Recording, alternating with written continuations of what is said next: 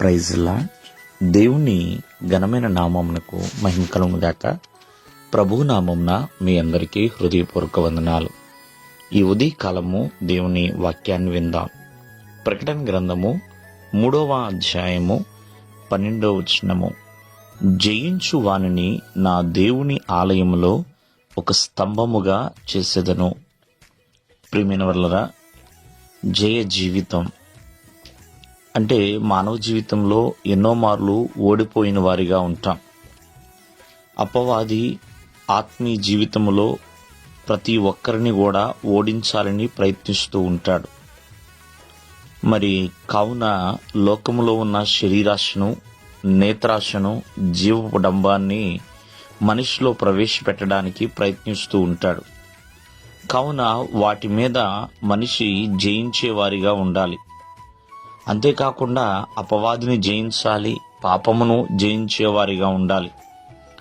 ఎవరైతే వాటిని జయిస్తారో ఆ జయించేవారు దేవుని ఆలయంలో ఒక స్తంభముగా నిలబడతారండి. ఈ స్తంభము సాక్ష్యముగా నిలబడుతుంది. కావున జయ జీవితాన్ని కలిగి ఉండగలుగుతున్నామా అనేది ఉదయకాలమందు ప్రశ్న వేసుకోవాలండి. కొంతమంది రాజీ పడిపోతూ ఉంటారు కొన్ని విషయాల్లో. అలా రాజీ పడకూడదండి, జయించేవారిగానే ఉండాలి. మరి ప్రతి విషయంలో కూడా జయ జీవితం అనేది ఉండాలని దేవుని యొక్క వాక్యం సెలవిస్తుంది. ప్రార్థన విషయమే కానీ, వాక్యం విషయమే కానీ, పరిచర్య రందులో కానీ, ప్రియమైన వల్ల దేవునికి ఇష్టమైన జీవితాన్ని జీవించే విషయంలో కానీ ఒక జయ జీవితాన్ని మనం అనుభవిస్తూ ఉండాలి. మన ముందు భక్తులు ఎన్నో విషయాలలో మనకి చక్కటిగా మాదిరిగా ఉన్నారండి. ప్రియమైన వల్లరా, ప్రార్థన మానను అని ప్రియమైన వల్లరా దానియేలు ఖచ్చితంగా మన ఎదుట మాదిరికరంగా ఉన్నాడు. అలాగే దేవుని ఆజ్ఞను మేము మేరము అని షద్రక్, మెషక్, అబేద్నెగోలు మాదిరిగా ఉన్నారు. అంటే వారు రాజీ పడలేదండి, జయించారు. వారికున్న ఎదుట ఉన్న శ్రమలను జయించారు, శోధనలను జయించారు.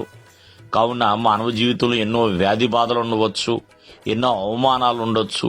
ప్రియమైన వల్లరా ఎన్నో రకాల ఇబ్బందులు ఎదురవ్వచ్చు, ఎన్నో ప్రతికూలమైన పరిస్థితులు రావచ్చు. వాటన్నిటిని కూడా జయించి మనము దేవుని యొక్క సింహాసనం ఎదుట నిలబడేవారిగా ఉండాలండి.